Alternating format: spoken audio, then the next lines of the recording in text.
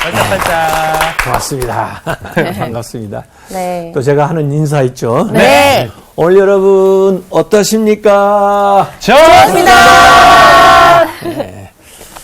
좋습니다 하면 진짜 좋아지나요? 네. 목소리가 저절로 올라가요. 네, 믿음으로, 네. 믿음으로 말하면 이루어지는 겁니다. 네.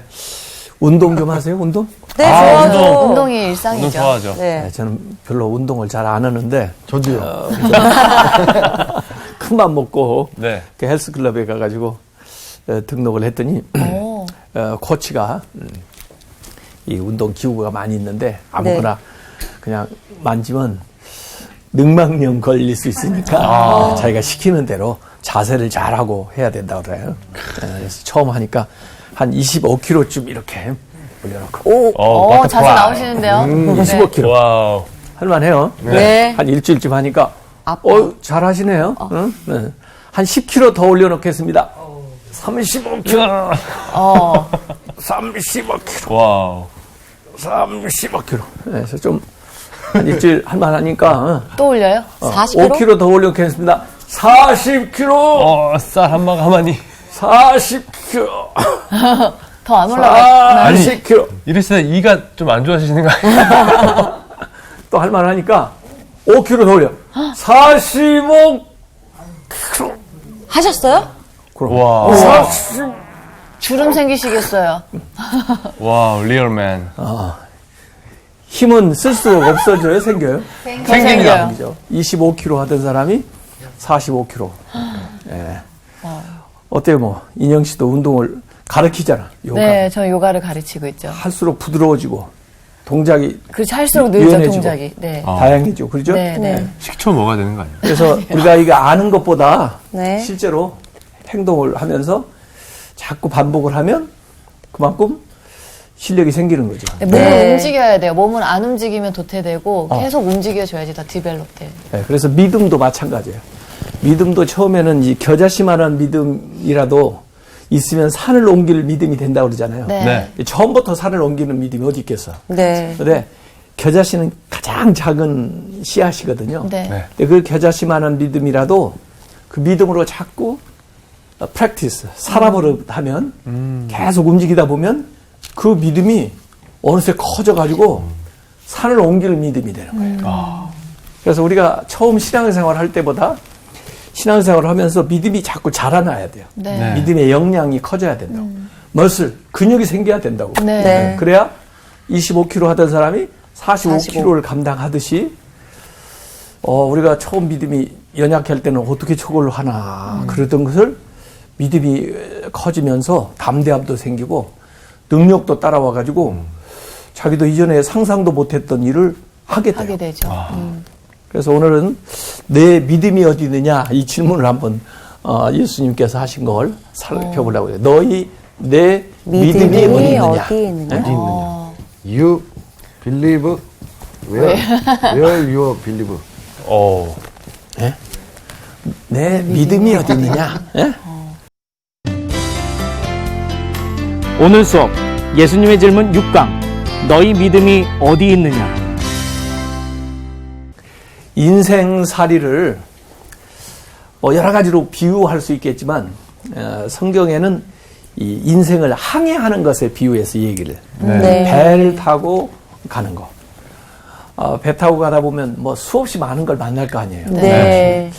이 환경이 막 달라지고 또 어떻게 내가 될지 예기치 모르죠. 못한 일이 네. 오고 네. 이렇게 해서 내가 원하는 방향으로 갈 수도 있지만 그러지 못하는 곳으로 막 휩쓸리기도 하고 맞습니다. 네. 또 목적지에 도달 못하고 중도에 파선할 수도 있는 거예요. 많은 위험이 도사리고 있는 그걸 이제 항해하는 것에 비유해서 그 이제 인생을 얘기를 했는데 제가 좋아하는 성경 말씀 가운데 그 시편 107편에 그런 말씀이 나옵니다. 네. 저는 어디 사업을 시작하시는 분들이나 이런 분들에게 가서 이 말씀을 제가 읽어드려요. 왜냐하면 우리가 이 인생도 그렇지만 사업도 하다 보면 뭐 풍랑을 만나기도 하고 네. 막 그러잖아요. 네. 네. 그러니까 인생살이 모든 걸 포함하는 게 건강도 그렇고 또 무슨 뭐 결혼 생활도 그렇고 뭐 여러 가지가 이 닥치는 일들을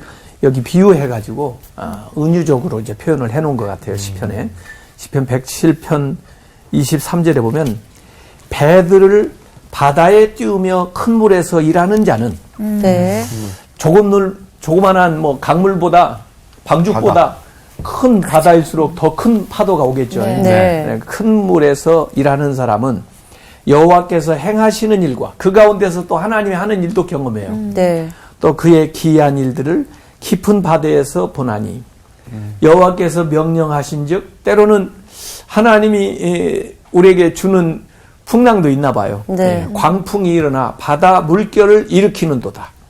그들이 하늘로 솟구쳤다가 깊은 곳으로 내려가나니. 오. 롤러코스터 네. 타보셨어요? 네. 이거 쭉 올라갔다가 훅 내려오죠. 심장은 심장이 저기 있는데 덜컥. 몸은 여기 떨어져. 맞아. 그 위험 때문에 그들의 영혼이 녹는도다. 영혼이 녹아. 감담이 서늘해지는 거예요. 영혼이 녹는도다. 그들이 이리저리 구르며 취한 자 같이 비틀거리니 그들의 모든 지각이 혼돈 속에 빠지는도다. 이에 그들이 이제 그 어려움에 있으면 어떻게 해요? 기도를 해야 돼요. 부르짖겠지. 그들의 고통 때문에 여호와께 부르짖음에 기도하는 거예요. 자, 하나님이 그가 그들의 고통에서 그들을 인도하여 내시고. 그러니까 그 풍랑에서 나오는 길은 기도야. 하나님께 부르짖는 거야. 그러면 인도하여 내시고 그 광풍을 고요하게 하사 물결도 잔잔하게 하시는도다. 그들이 이제 평온한 중에 뭐 하죠? 평안하면 기뻐. 졸려. 저- 기뻐하고 자야죠. 찬양하고 네. 감사하겠지. 아, 평온한 가운으로 말미암아 기뻐하는 중에 여호와께서 그들이 바라는 항구로 원래 목적했던 네. 또 목적지로. 가기를 바랬던 네. 소원했던 항구로 인도하시는도다. 여호와의 인자하심과 인생에게 행하신 기적으로 말미암아 그를 찬송할지로다. 백성의 모임에서 그를 높이며 하나님을 높이며 장로들의 자리에서 그를 찬송할지로다. 네. 참 아름다운 시죠. 네. 그래서 인생의 하나의 단면을 이렇게 보는 것 같아요. 네.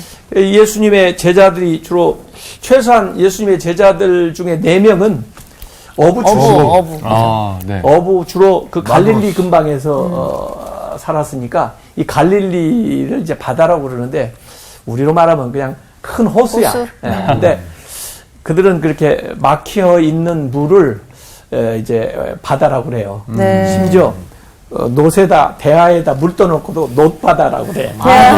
네, 그러니까 갈릴리를 바다라고도 부르고 뭐 디베리아 바다라고도 부르고 왜냐하면 그 갈릴리 주변에 여러 도시들이 있었거든요. 네. 네. 그 도시를 중심으로 해서 이렇게 바다라고 부르기도 하고 모양에 따라서 부르기도 하는데 어쨌든 그게 갈릴리 바다 그쪽에서 주로 어부하면서 지내다가 예수를 만났는데 갈릴리 이제 그쪽에 가보면 그 배를 실제로 타보고 이제 지나가는 그런 체험을 해요. 네. 근데 대부분 거기 가면 진짜 잔잔해.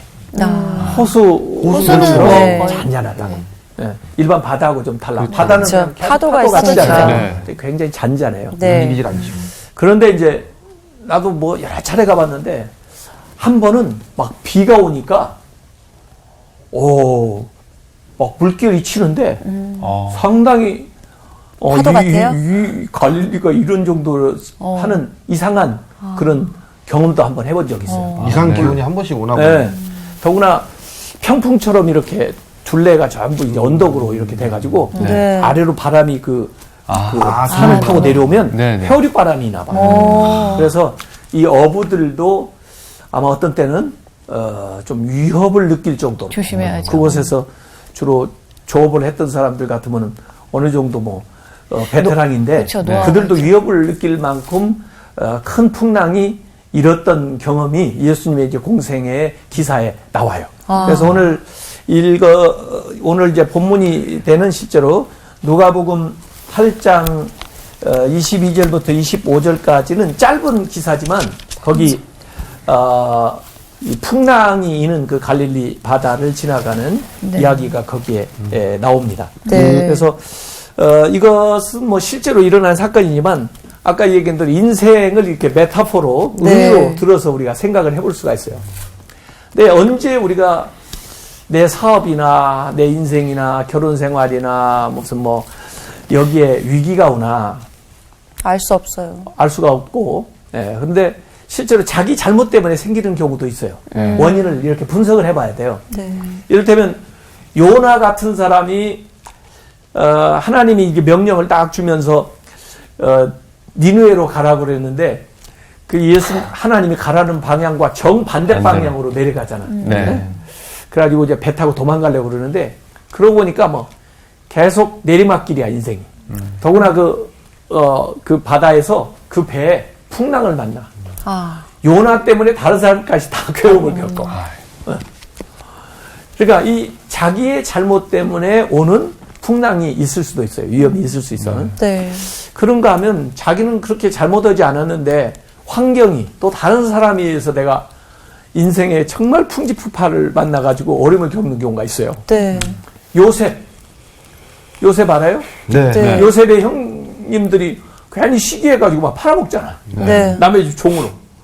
이게 요셉이 잘못한 게 아니고 이 환경적인 요인 때문에 다른 사람 때문에 인생의 풍파를 만나는 경우가 있어요. 내가 저 사람 사업하는데 좀 선한 의도로 보증을 좀 서달라고 해서 할 수 없이 서줬는데 그것 때문에 어려운 겪는 사람. 네. 이게 이제 환경적인 다른 것 때문에 어려움을 겪는 경우가 있어요. 그런데 욥 같은 경우는 네. 욥은 다른 사람들도 아마 헷갈릴 거야. 욥의 친구들도 와서 헷갈렸어. 이게 왜 이 사람 착하고 또 누가 뭐 이렇게 이 해코지한 것도 아닌데 이상하게 줄줄이 고난을 막 풍랑을 만나거든. 그건 사탄의 시험이야. 사탄이 그를 시험하는 거 아니야. 그래서 요인은 여러 가지가 우리에게 올 수가 있어요. 그래서 그걸 좀 잘 진단해 볼 필요도 있고 그러면서 또 거기에 우리가 잘 대처해 나가는 것이 필요하죠. 네. 그래서 이 갈릴리 인생 이제 바다처럼 우리가 살아가면서 건강상의 문제를 당할 때도 있고 가정의 어려움을 당할 때도 있고 사업의 어려움을 당할 때도 있고 신앙의 풍파를 당할 때도 있는데 어떻게 이걸 헤쳐나가야 되나. 하나님은 이걸 헤쳐나갈 수 있는 도구를 우리에게 과연 주셨는가. 이런 것을 우리가 한번 생각을 해볼 필요가 있다 이런 거죠. 여기 말이에요. 누가복음 8장 22절에 보면 하루는 제자들과 함께 예수님이 그 배에 오르사 그들에게 말씀하시는 거예요. 호수 저편으로 건너가자. 그 호수 저편 맞은편은 어디냐면 거라사라고 하는 지방이에요. 그쪽에 가자 해서 이 갈릴리 바다를 완전히 가로질러 가는 거예요. 저쪽 항해에 가는 목적이 저 호수 건너편으로 가자 하시네. 이에 떠나서 행선할 때 예수께서 잠이 드셨더니 그 바로 아래 내려가셔서 주무셨나 봐. 네. 앞에 사역이 굉장히 많았거든요. 좀 피곤하시니까. 그래서 이제 주무실 때 여기 마침 광풍이 이 광풍이라는 말이 라이랍이라고 돼 있는데 이 그냥 단순한 그 바람이 막 불어가지고 한다보다도 그 라이랍이라고는 표현 안에는 약한 영의 역사가 들어가 있는 거죠. 이제 사실 옛날에는 그런 거 더 많이 무섭게 느꼈을 거야. 네. 뭔가 이게 그냥 단순한 자연 현상이 아니라 뭔가 악한 의도를 가지고 뭔가 시기하거나 우리를 죽이려고 하는 이런 세력이 막 지금 쫓아오는 거 아닌가 이런 정도의 그 위협감을 느끼는 이런 거예요. 그래서 나중에 예수님께서 바람과 물결을 꾸짖으셨다고 나중에 24절에 나오는데 꾸짖는다. 꾸짖는다는 표현이 뭐예요? 혼내는 거. 맴매한다. 이 자연 현상에 대해서 꾸짖을 수 있나? 굉장히 좀 의인화되어 있잖아요. 네. 그렇죠, 그거는, 뭔가. 네. 예? 꾸짖는다는 표현이. 네. 그래서 명령처럼. 이게 어찌 보면은 이 영적인 그런 차원에서의 것들을 암시하고 있는 거예요. 그러니까 사탄 같으면은 예수님 꾸짖잖아. 네. 사탄아 물러가지어다. 그에게서 나올지어다 이러면서 마치 사람에게 이 얘기 하시는 것처럼 네. 알아들을 수 있는 것처럼 이 얘기 하시잖아. 네. 그러니까 아마 그런 영적인 사항을 내포하고 있는 것으로 볼 수가 있어요. 그래서 광풍이 호수에 내리침에 배물이 가득하게 돼요. 배물이 막 들어왔나 봐요. 네. 위태한지라. 그러니까 일단 배에 물이 들어오니까 막 물을 빼내기 위해서 노력을 네, 했겠지. 네. 또는 뭐 짐들 버리고. 양동이 같은 거 뭐 이런 걸로 막 밖으로 하고 가볍게 하려고 노력도 했을 거고 이제 그래요. 그러다가 24절에 오면 제자들이 예수님한테 이제 가는 거예요. 예수님을 깨워 이르되 주여 주여 두 번씩 부르는 거 좀 급한가 봐. 예? 다급하니까 주여 주여 우리가 죽겠나이다. 죽게 됐다 이거야. 예수님 지금 뭐하고 계세요? 주무시는 주무시고 거예요. 계세요. 나 그래서 야 이렇게 주무실 수 있는 건 대단하다. 그 어떤 사람이 말해요. 평안이라는 그림을 그려놨다고. 제목이 보니까 평안이야. 나는 그림을 볼 때 잘 모르겠다. 그러면 이제 제목을 이렇게 보고 이 제목하고 이 그림하고 어떻게 매치가 되나 이걸 이제 생각을 하면서 작가가 네. 무슨 생각을 했나 이렇게 해보는데 네. 평안이라는 그림을 봤어요. 네, 그 평안이라는 그림을 가만히 보니까 막 폭포에 물이 막 떨어져. 폭포에. 소리는 안 들려도 막 우렁차게 막 물보라를 내면서 막 떨어졌겠죠. 네. 폭포가 떨어지는데 거기에 이제 나무가 있어. 나뭇가지가 있고. 그런데 그 나뭇가지에 새가 딱 앉아 있어. 진짜 평안하네요. 그게 평안이야. 네, 평안하네요. 그 새가 평안한 거지. 그렇죠? 예? 그 소리가 그렇게 우렁차게 들리고 보라가 치는데도 불구하고 그걸 맞으면서 자고 있는지 어쩌는지 노래하고 있는지 거기 딱 앉아 있단 말이야. 그걸 평안. 여기서 그러니까 평안이라는 게 아무 일도 없는 것이 아니라 뭔가 이 풍랑이 치는 죽겠다고 하는 그 가운데에서도 주무시는 예수님, 난 그거 그려놓고 평안이라고 하고 싶어. 네. 네? 맞는 그러잖아요. 것 같아요. 그죠. 그런 평안이 나는 부러워. 진정한 평안. 네, 진정한 평안일 것 같아. 그런 평안이 있으면 세상을 움직일 수 있을 것 같아. 네. 그 소리 막 풍랑에 예수님이 깬 게 아니고 제자들이 깨우니까 일어나신 거야. 그래가지고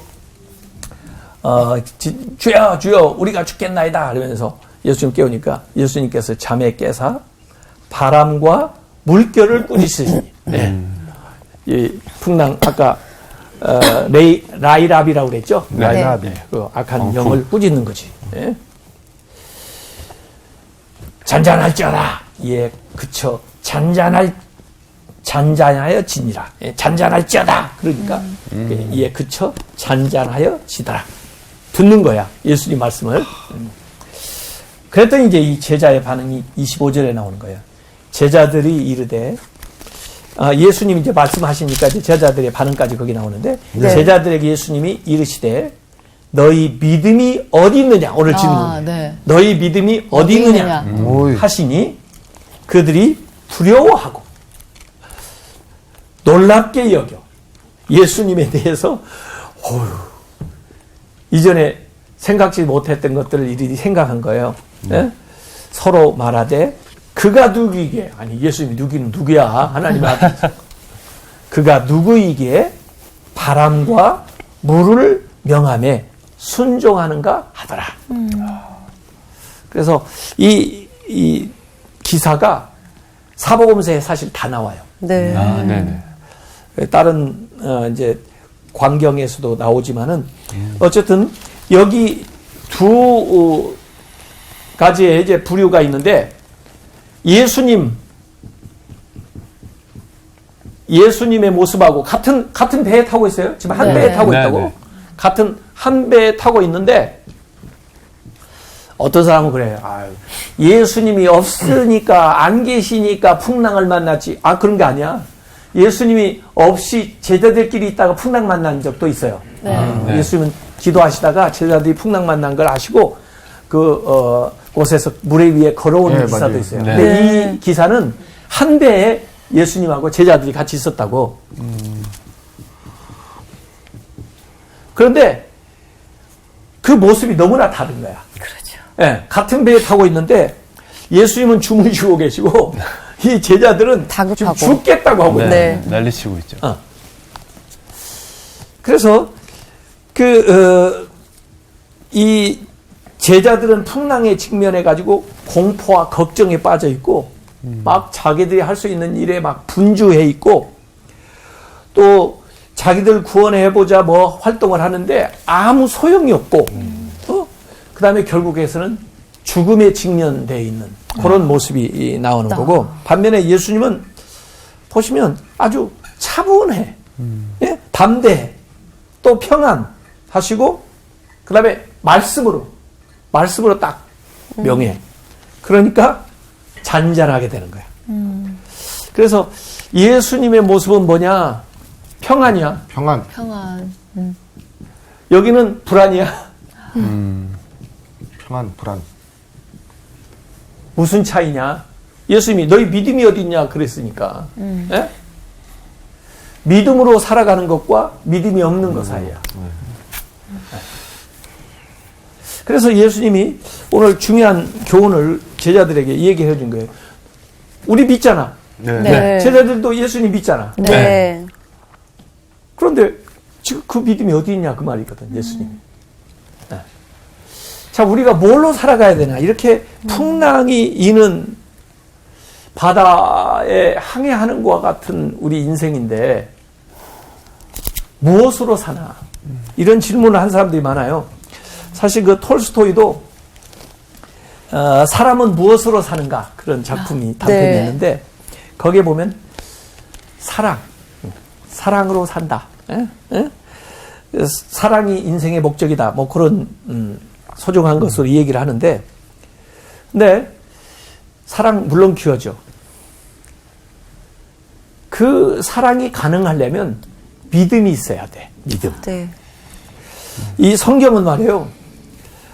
그 하박국 2장 4절에서도 그렇게 얘기했지만 나중에 로마서 1장 17절에도 그 말씀이 인용돼서 나와요. 의인은 믿음으로 산다. 네. 그 말은 우리는 믿음으로 산다는 거예요. 예. 이 세상도 믿음으로 살고 믿음으로 구원도 받고. 네. 예. 그래서 믿음에 대해서 굉장히 성경은 강조하고 있는 겁니다. 네. 믿음의 반대가 뭐냐면요. 불신이나? 두려움이라고 해. 굴욕이요? 굴욕이요? 두려움. 아, 두려움. 믿음의 반대는 두려움. 두려움. 두려움. 그래서 예수님은 두려워하지 말고 믿으라. 이런 말씀. 네. 네, 맞아요.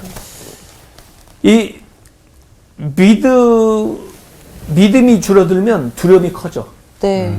믿음이 들어가면 두려움이 점점 없어져. 작아지죠. 그래서 이 믿음의 반대말은 두려움이야. 그래서 성경에 두려워하지 말라는 말이 굉장히 많이 나와요. 네네. 아니, 두려워 말라. 로이드 오킬비 목사님이 몇 번 나오나 찾았더니 366번 나온대. 이걸 찾았어. 네. 정보마운 1년 목사님이야. 동안. 네. 1년 하고도 왜 더. 366번인가 했더니 1년이 365일이잖아. 네. 하고도 더. 한 번 더. 하루 더. 윤년이 있을 경우 대비해서 하나 더 나온대. 6년. 아, 윤녀. 윤달이 있군요. 그래서 성경에는 두려워하지 말고 믿으라. 네. 믿음으로 살아야 된다. 네. 이런 얘기를 계속 반복해서 우리에게 얘기를 해주고 있는 겁니다. 그 요한 웨슬리 목사님 아시죠? 네. 요한 네. 웨슬리 목사님은 참 영국에서 옥스퍼드 졸업하신 분이고 그 찰스 웨슬리와 더불어 대단한 분이에요. 근데 이분이 목사가 돼가지고 그 다음에 선교사로 그 당시에 미국 신대륙인데 이제 조지아에 선교하러 갔어. 근데 선교가 제대로 안 되고 어려움 겪고 그래가지고 결국 대서양 이제 통해서 다시 배 타고 돌아오는데 너무 이제 마음의 실망도 있고 또 인간성에 대한 뭐 이런 것 회의도 있고 여러 가지 있었는데 막 풍랑을 만난 거야, 그 배가. 네. 근데 한쪽에 보니까 그동안에는 참 좀 무식하다, 이렇게 왜 저렇게 신앙생활 하나 생각했던 모라비안 교도들이 모여가지고 그 풍랑이 있는데 찬송을 부르고 막 기도를 하는 거야.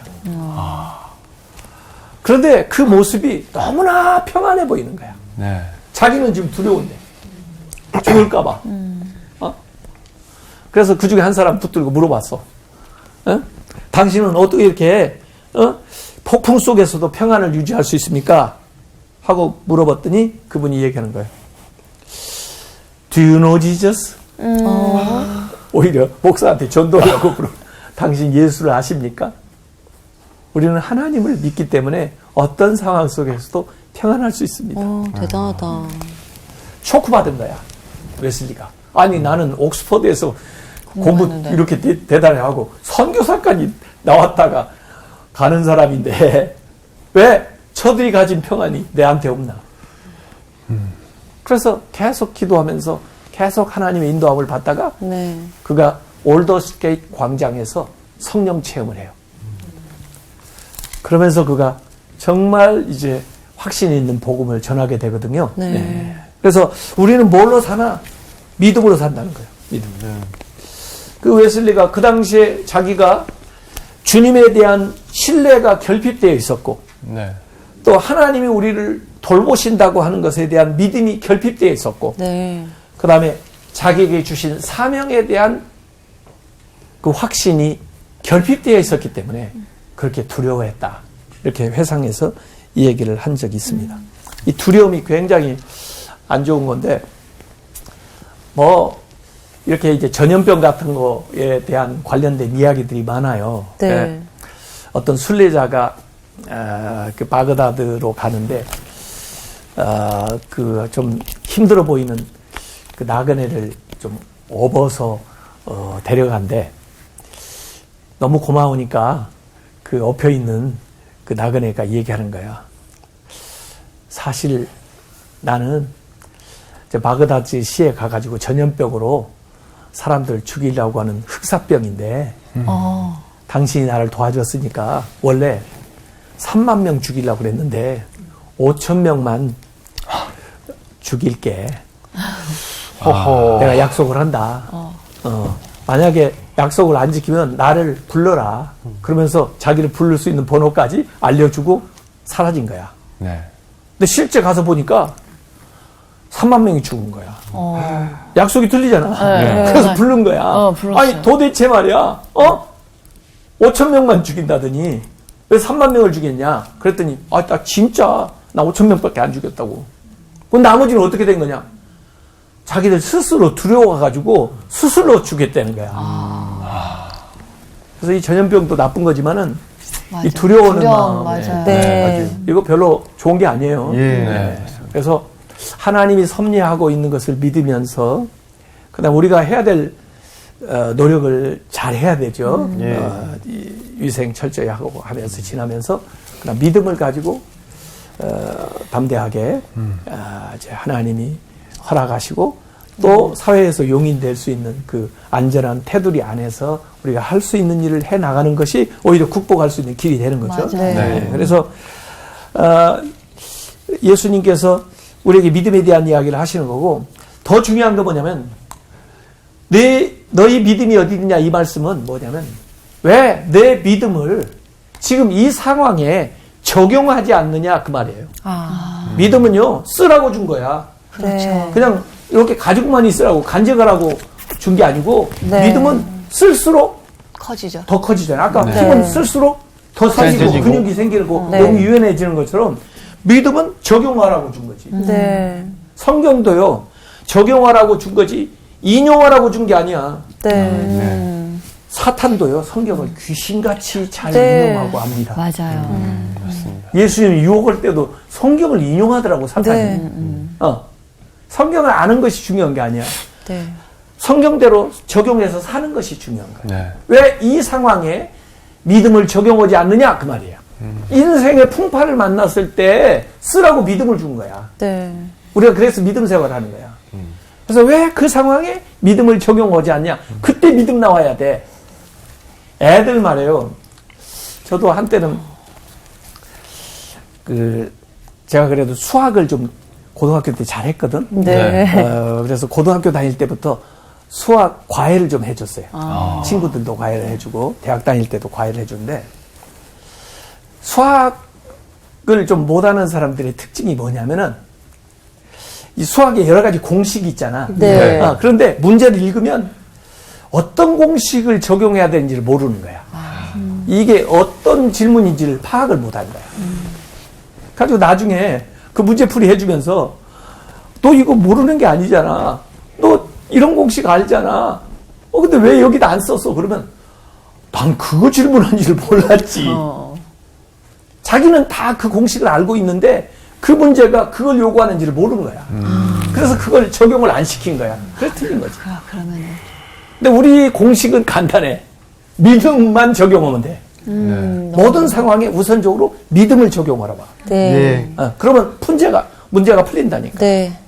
그래서 예수님이 지금 너희들이 믿는다고 그랬지. 지금까지 믿었지. 몇 년 믿었지.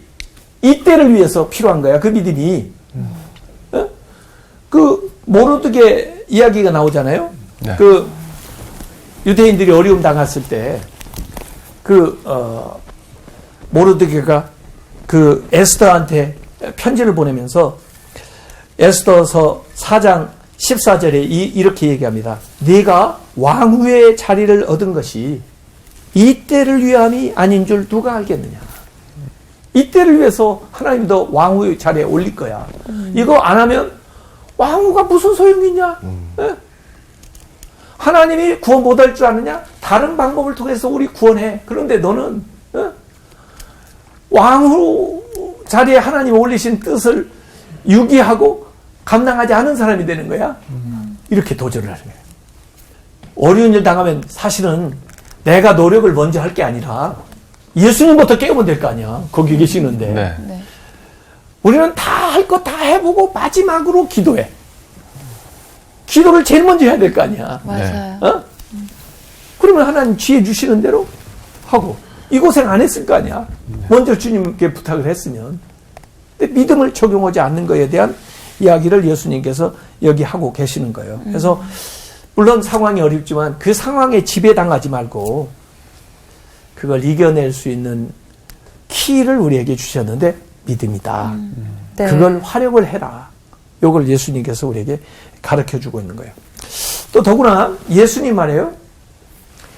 그 누가복음 8장 22절에 뭐라고 말씀을 하시면서 이 일이 시작됐냐면 하루는 제자들과 함께 배에 오르사 그들에게 이르시되 뭐라고 그랬어요? 호수 저편으로 호수 가자. 저편으로 가자 그랬지. 네.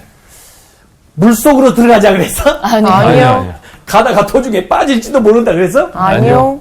저편으로 간다고 그랬잖아. 네. 과정이 어떻든 간에 다 가게 돼 있다고. 네. 그게 목적지야. 네. 예수님이 가자고 했어요. 그런 말씀을 하셨으니까. 왜? 맞아요. 거기 가는 목적이 있어. 사명이 있다고. 예. 그 거라사에 가면요. 들어가자마자 입구에서 광인을 만나는데 이 귀신 들린 자야. 보통 귀신이 아니고 군대 귀신이 들렸대. 어마어마한. 그래서 사람들이 제어가 안 되니까 그 사람을 마을에서 쫓아낼 뿐만 아니라 무덤가에다가 쇠사슬로 묶어놨어. 얼마나 힘이 센지 막. 네. 쇠사슬 막 이러니까 제어가 안 되니까. 사실 예수님이 그 사람 고쳐주러 가는 거야.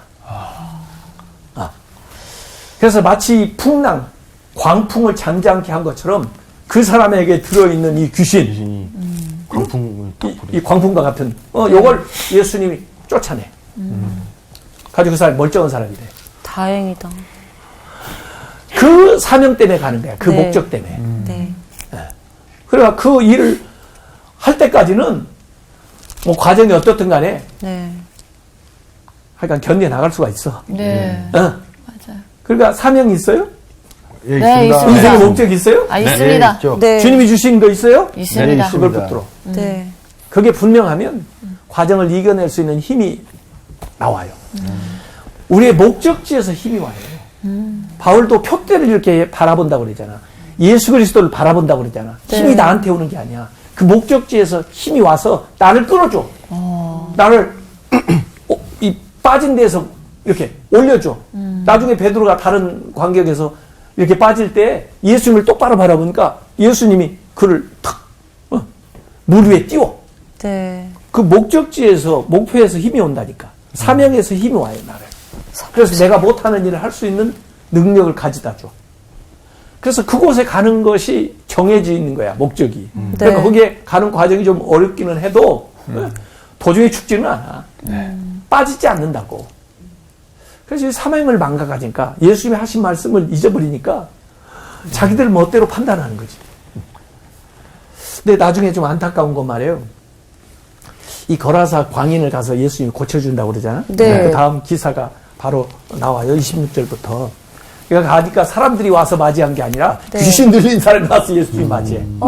막 그러면서 예수님을 알아봐. 귀신같이 알아본다니까. 그러네요. 근데 예수님이 꾸짖고 쫓아내. 근데 그냥 들판에 있는 돼지에 들어가가지고 유대인들은 또 돼지를 혐오하니까 또 실제로 로마 사람들은 그 당시에 돼지고기를 먹으니까 그걸 또 공급하기 위해서 일하는 사람들이 마을 밖에 있었나 봐. 네. 그런데 이 군대 귀신 들린 자가 그 돼지한테 들어간대. 들어가라. 그래가지고 이게 막 갈릴리 호수로 빠졌어요. 치달았거든. 자폭했네. 손에 났잖아. 또 무섭잖아. 네.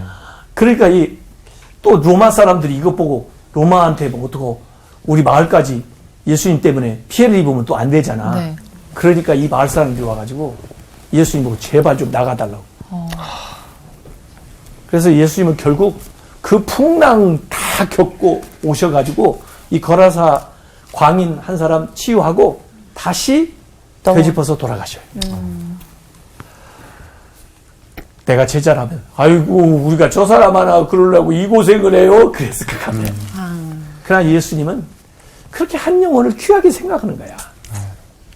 이걸 다 겪어가면서도 그 한 영혼을 고치고 돌아오시더라도 그런 의미 부여를 하시는 거야.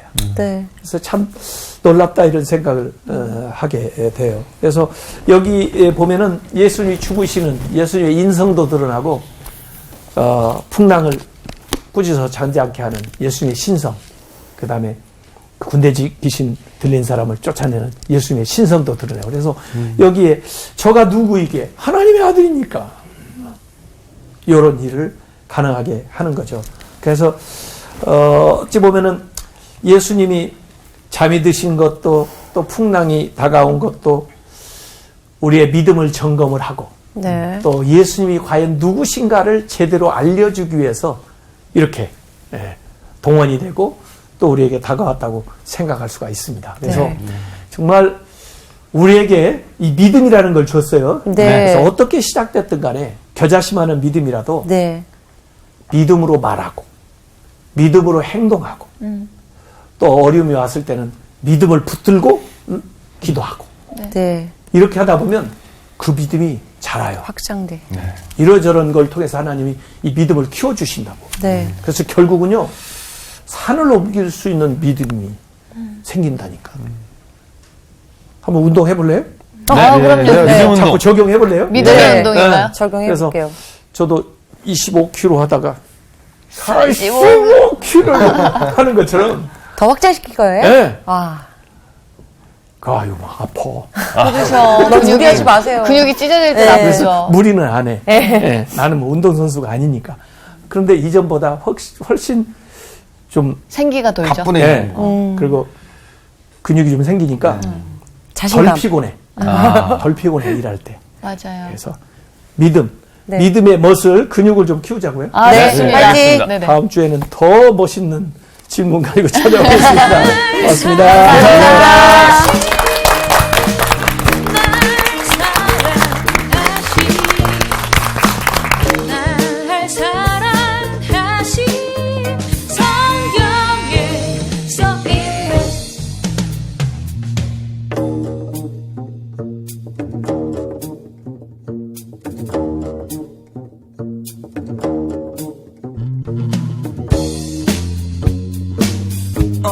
but the love of Jesus.